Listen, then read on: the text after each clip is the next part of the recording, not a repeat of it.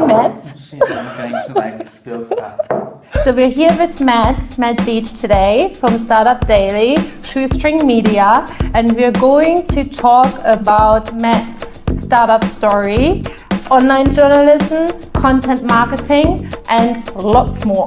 So stay tuned.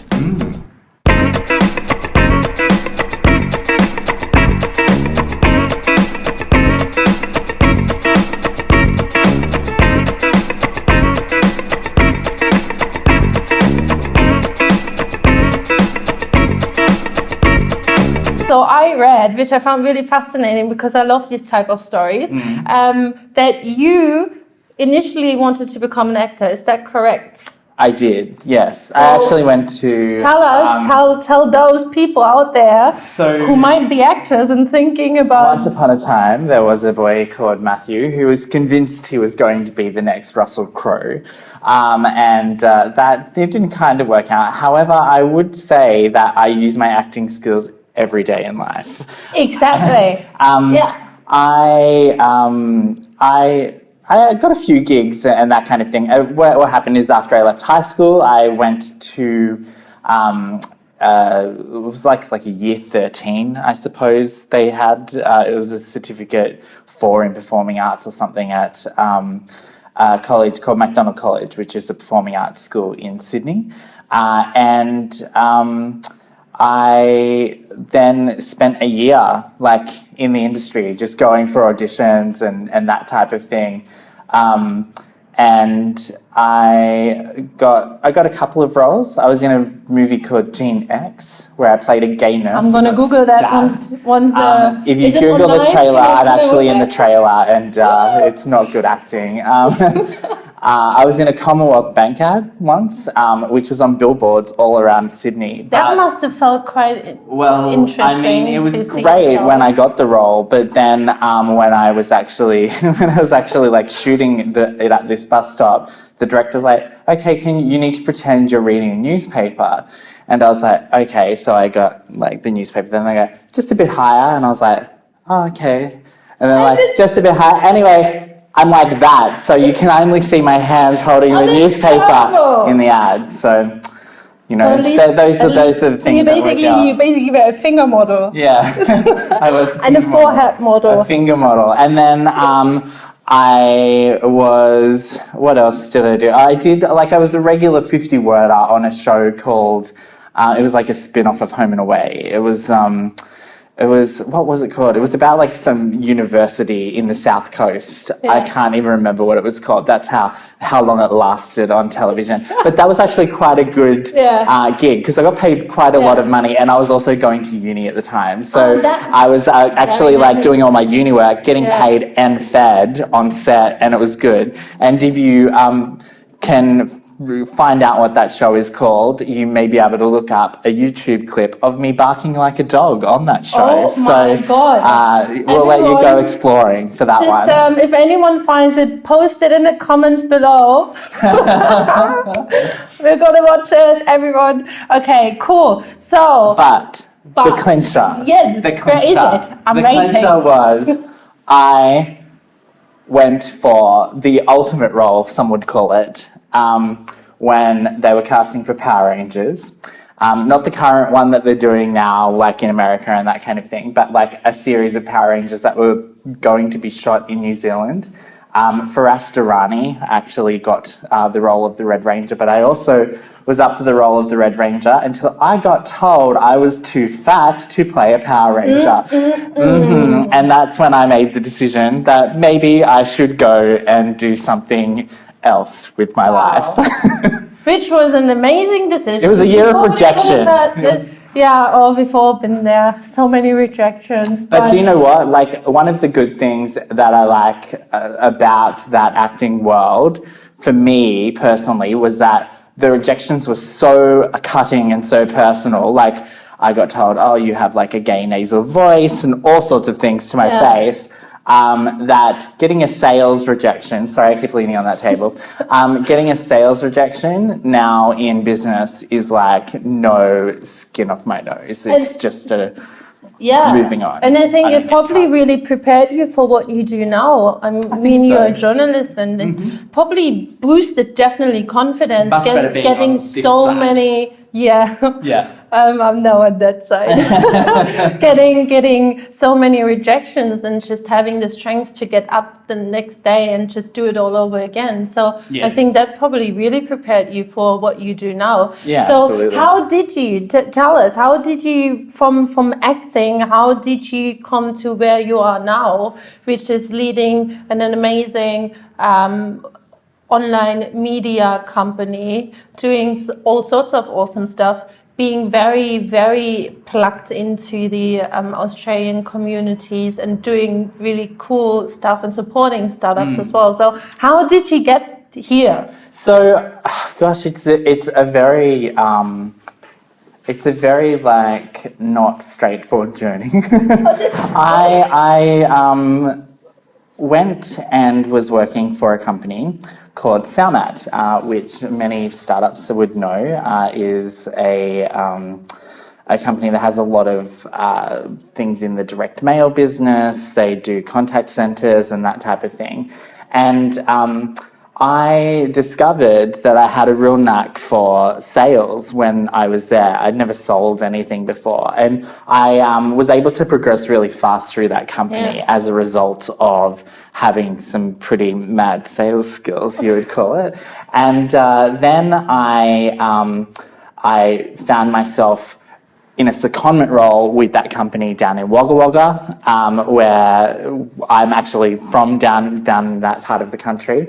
And that kind of like prepared me to be able to then move back to Sydney to a company called Pitney Bowes. At Pitney Bowes is when I actually started a paper magazine. So that's where Startup Daily had its beginnings. Yeah. It was called Shoestring Launch Magazine. You've got some copies over there. I do. And how did you get into that? So you were at an event, right? I was at an event and somebody asked me what I did, and I was like, I didn't really want to tell them that I was kind of working in the corporate world because nobody there was in the corporate world.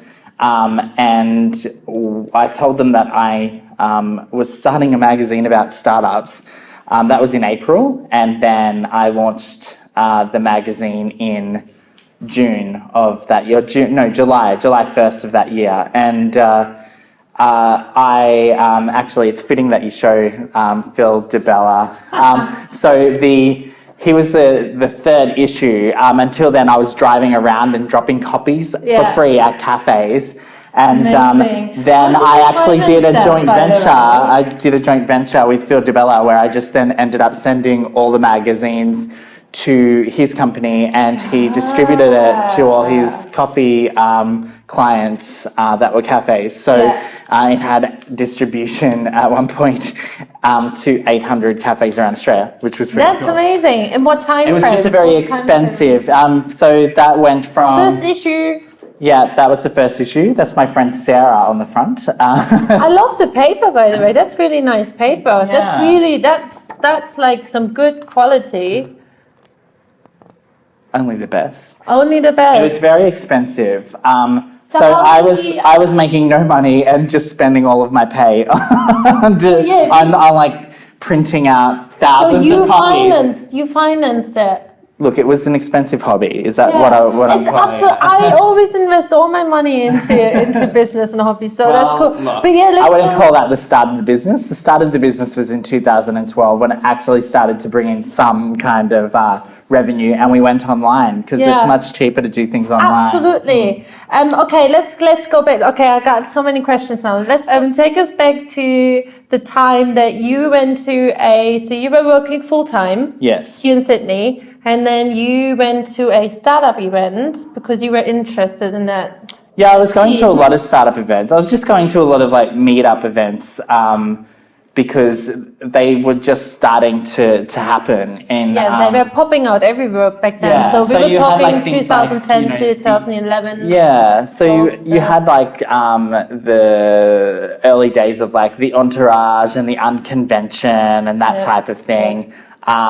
And that's where, you know, I met a lot of like the people that you kind of read about in papers today, like, you know, Jane Lew's and Priyanka Rao's and the Peter Moriartys of the world, and became good friends with those guys as well. And they were some of my first interviews too. I really broke my teeth in on those guys who now have like multi-million-dollar businesses and are doing great things. Good like Nicole Kirsch, you know, she was like in her early days of 4K cabling, and then she built that to a $10 million business, which she flipped a couple of years ago. And now she's working with us on our Silicon Paddock initiative. It's just amazing the relationships that I've been able to build out of this business that too. You grow and everyone else, you kind of all grew together. Yeah, it was like a nice little. It was and still is like a nice little group of people that all have a real awesome mutual respect for each other.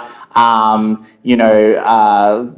Like phone calls or emails or whatever to just like do little check-ins and that type of thing. It's quite nice. Yeah. Okay, now going back, I want to get back to that story. So you were at a startup event and somebody asked you, what do you do? Yeah. And your response was? I am starting a startup magazine. Which was made up on the spot pretty much. It was totally a fabricated lie.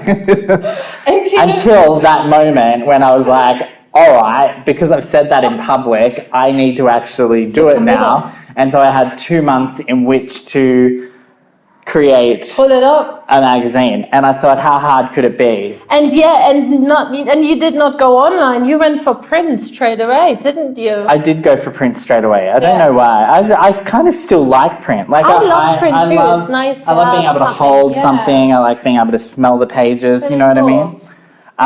And it was fun. It was actually. So the process, a really fun process to do print. I actually find print more fun than online. How did you? Like, I mean, did you have any background in how to produce a magazine, how to create a magazine? How? Okay. First of all, like I am not a writer. Let's go. If you really want to see how terrible the writing was on Startup Daily, go to the very, very first article that was ever published on that website. It's like 200 words and it's fucking awful. It's just a terrible article. Yet people read it. And 200 people read that article, but it will be much more now that he said it. I'll link it in the box, in the description box. I feel that that one of the things that I have done well at is, if you look at my writing back then to when it was now, and remember, I'm not a writer, when you commit to doing something every single day, and I committed to writing 4 articles a day every single day until I brought on an editor. I was able to bring on an editor. And I think like there must be like 1,500, 1,600 articles that I wrote and like broke my teeth in on practicing before like somebody was able to come in and actually edit it and make it, you know, how much is you in this magazine then? Because you did write a lot in the beginning yourself, right? So that is myself, but those were also edited by an intern. We had somebody, and I mean, that's like a 10-minute kind of editing job. Like there's 30 pages in the magazine, but there's also a lot of pictures. But pictures are good, visual. Awesome. So if somebody wants to start, obviously now you're fully online. So let's quickly talk about, so what made you decide, okay, I'm not going to do print anymore? I mean, there are probably obvious reasons, but were there particular reasons? I mean, financing that yourself is amazing. It was literally a waste of fucking money. Do it online. What were your main learnings, I guess, from doing a print magazine first, before doing an online magazine? I think that when you're doing a print magazine, you have the luxury of time because you are able to write. It's not news focused. It's more storytelling, and storytelling can be timeless, and that's like a real advantage. When you're online, it's alive today and dead tomorrow, and you need to make sure that as many people see that content as possible on the day that it goes live. So I think that's the main difference. One world works faster than the other. I've just had a quick look in the magazines, and even already in the first magazine, you have already advertisement in here. Is that correct? I saw one, at least one.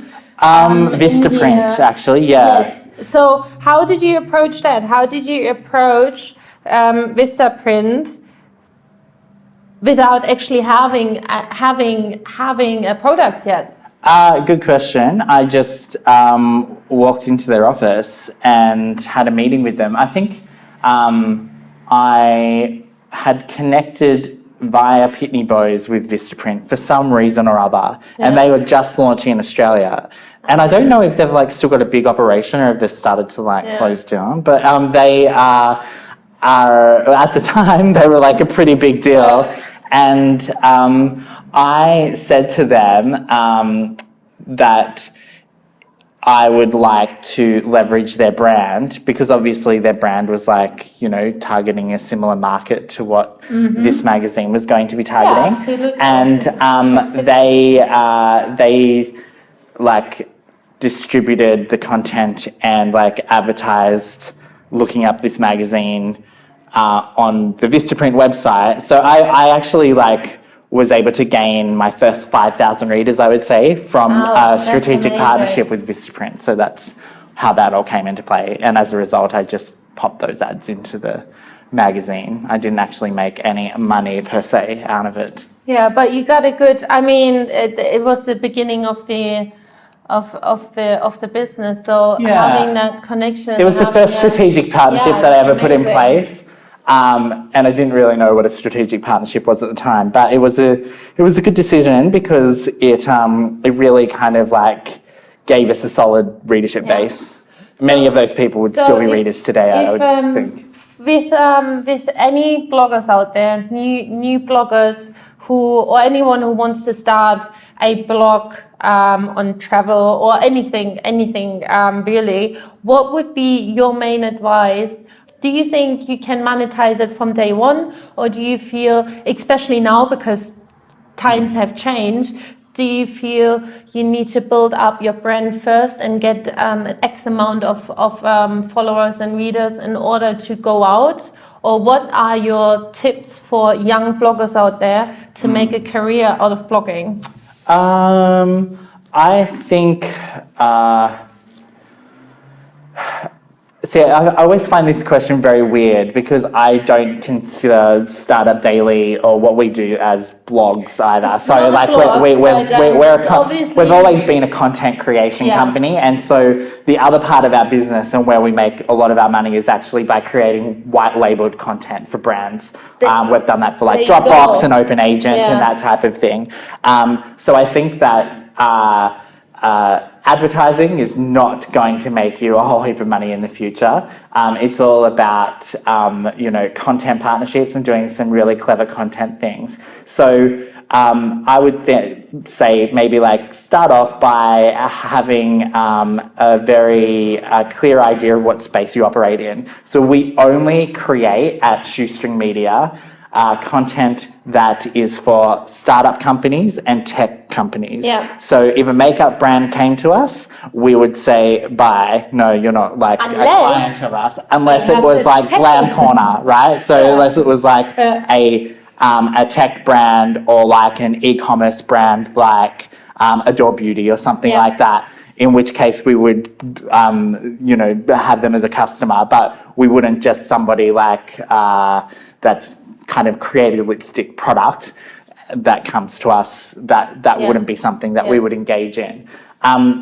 So we're very, very clear on where we operate in, and then we create a variety of content as well. I think that blogging needs to be a little bit more multifaceted these days too. So you have the video stuff, you have the podcast type stuff, do live events and that kind of thing. Content is anything in my mind that people can consume, and it starts a conversation, it educates them, or it inspires them or depresses them, whatever. It invokes an emotional reaction. So I think that the other thing aside of that is that you've got to be consistent. So if you say that you're going to like post twice a day on your blog or on your publication or whatever it is that you do, then you need to do that every single day. And as I said, like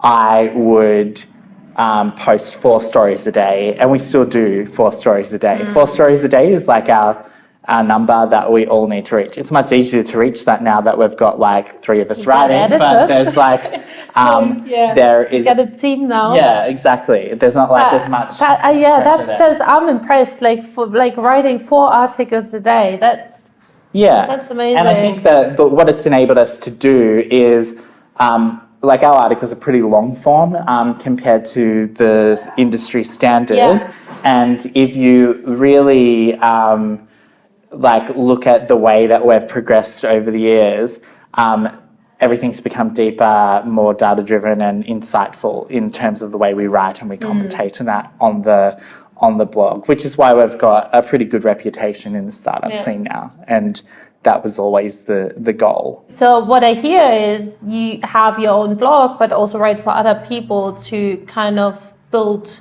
that readership even outside of the blog? No, not necessarily. Like, for instance, we used to write content for a site called Drop Everything, which is a sub-site that Dropbox have.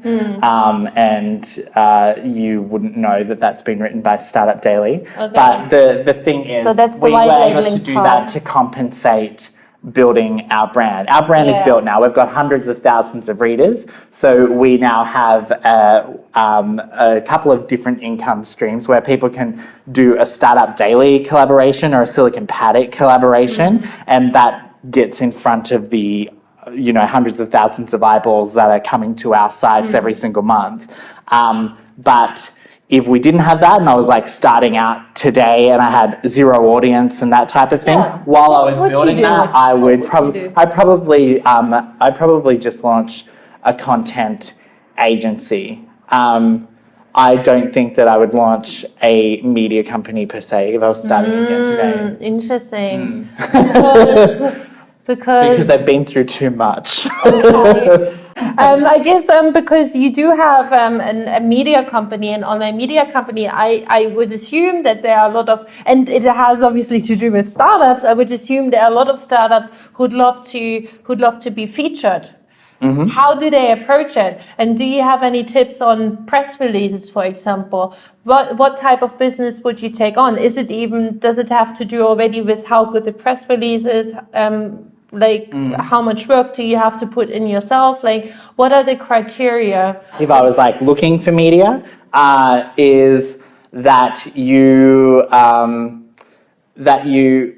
make sure that you've got like a newsworthy story. Most people don't. What is newsworthy? Because there could be 1,000 definitions. What's newsworthy for you? I think that newsworthy changes from publication to publication. Yeah. We need to be aware of that, right?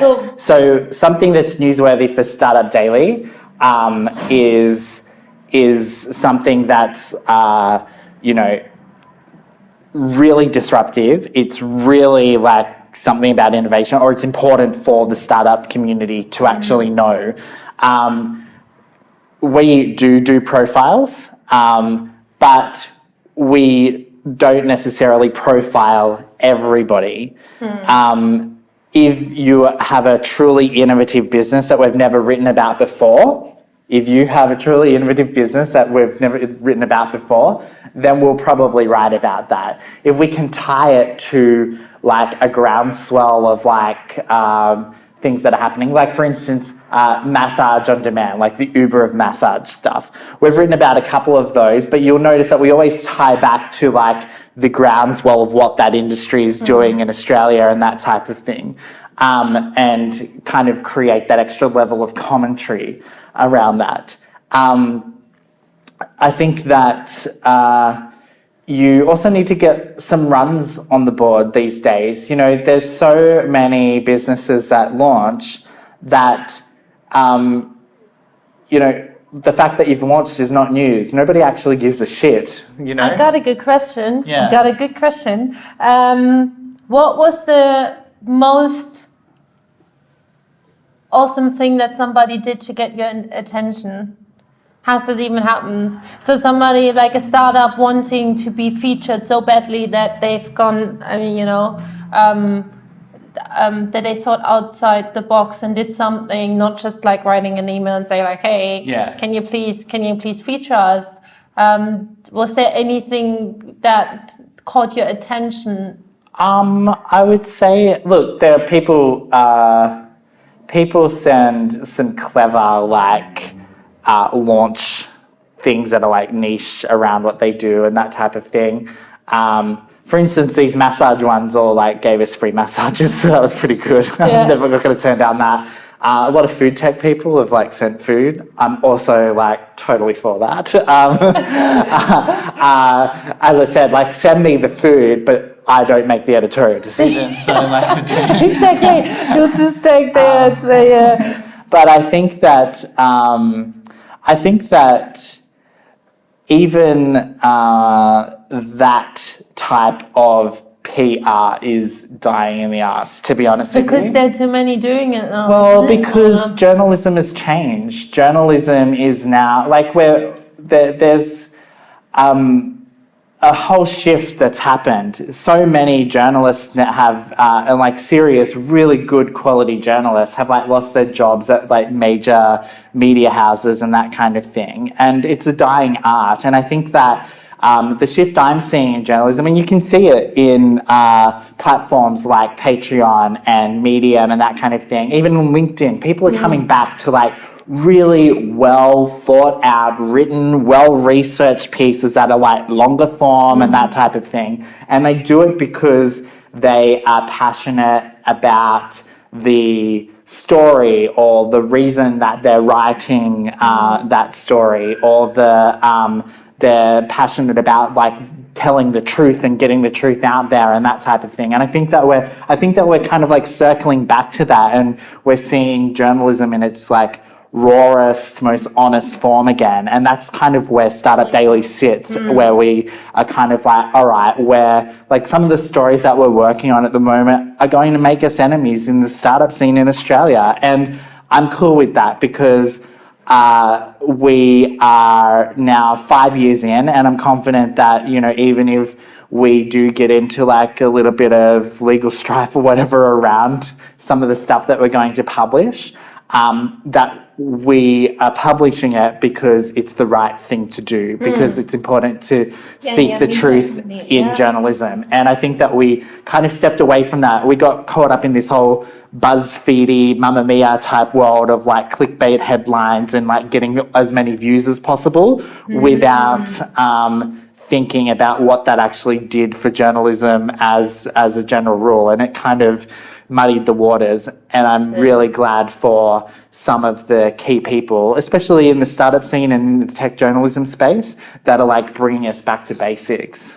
What's your take on BuzzFeed, for example, then? Because, I mean, BuzzFeed is all about, you know, buzz and like particular headlines and a lot of measurement. I think the guys do a lot of measurement as well, but I think that if you look at a site like BuzzFeed, for example, BuzzFeed are actually very clever. They have amassed a large audience by doing that clickbait thing, but they're actually going very much into that traditional journalism world now. I think that you're going to see a lot of cool things happen with BuzzFeed. I think you might even see some collaborations between BuzzFeed and The Guardian and that type of thing. For example, BuzzFeed published those papers the other day around Donald Trump. Like, that's some serious fucking like risky journalism there that they can afford now because they've got like, you know, a big kitty of like venture capital and that behind them.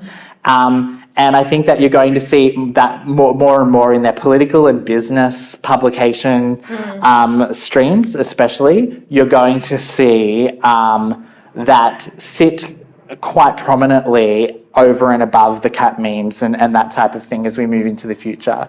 I think that that's an exciting thing to come. Also, remember that they've like registered BuzzFeed movies and they've registered like BuzzFeed documentaries and that type of thing. And I think that you're going to see a very similar kind of vibe to what you would get from Vice come out of BuzzFeed as well. And that's really exciting because that's where we need to go. SBS in Australia are doing a really cool, like some really cool stuff around that as well. You can see like with their Vice News kind of relationship and that type of thing. People are consuming content really differently. They will go and watch a cool documentary on Netflix, which never used to happen. Like I don't remember growing up and going, oh, I really want to watch that documentary. But we're now like seeking that really awesome storytelling that we'll watch that on various platforms. I think even Netflix, which is a completely different story now, but I think Netflix already changed the whole movie scene now as well. I think I've heard yesterday in the beginnings nobody wanted to be part of a Netflix film, and now everyone is like. Well, I mean, Amazon have like an Amazon movie has been nominated for a Golden Globe this year. So that's the kind of like change that we're starting to see. And so we're even doing that with Startup Daily. Like we're working on like a series of 4 documentaries at the moment around various issues in the startup scene, which will come out in February. Maybe we can then I'll go back to and I'll still link it maybe or something. Yeah, absolutely. Make the most out of the. So we're kind of like expanding our whole Politech, which was like a series of like short videos that we did.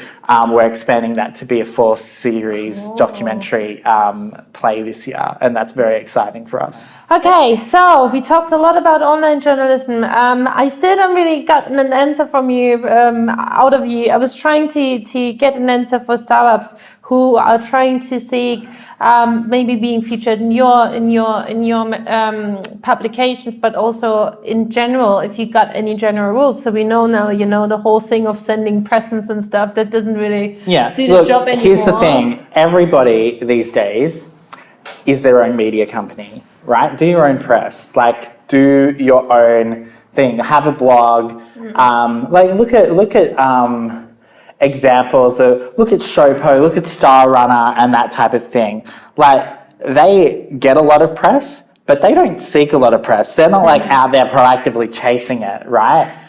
They're actually being chased by the media to comment on things and that type of thing, because essentially what they've done is they've built their own like little media company within their own company. You need to be producing your own content as a startup. That's important. Like there's a reason. For building the brand? Yeah, for building the brand, for building your story, for like look at Van Heusen, for instance. They've got like a great campaign, which is all about like the styled gentleman and that kind of thing. Like think of clever ways to make your brand stand out. Sometimes I kind of like wish that I just had like a product brand or something like that I could be like, oh, how like I can create like really clever content around that. And so Silicon Paddock, because it's like less about journalism and more about like being an educational platform for regional business owners, we're starting to like be able to do a little bit of stuff like that around, how we brand it and how we tell the Silicon Paddock story and that type of thing. And it's very, very exciting. So be your own media company, because media will then pick up on that, and that's when you can start to have conversations. But don't be too desperate to get press straight away. Become a strong business with a good foundation first, because press might give you like a spike in visitors and that kind of thing, but it very rarely does anything to help your bottom line. Okay, cool. That's it. All right. Thank you for watching. Make sure you visit startupdaily.net and siliconpaddock.community. I'm gonna link it in the description box. So guys, go to the site, check it out.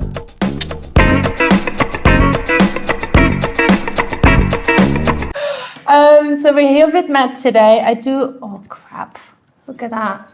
I'm showing my brow already. God. Okay. What is this? It's turning into one of those podcasts. And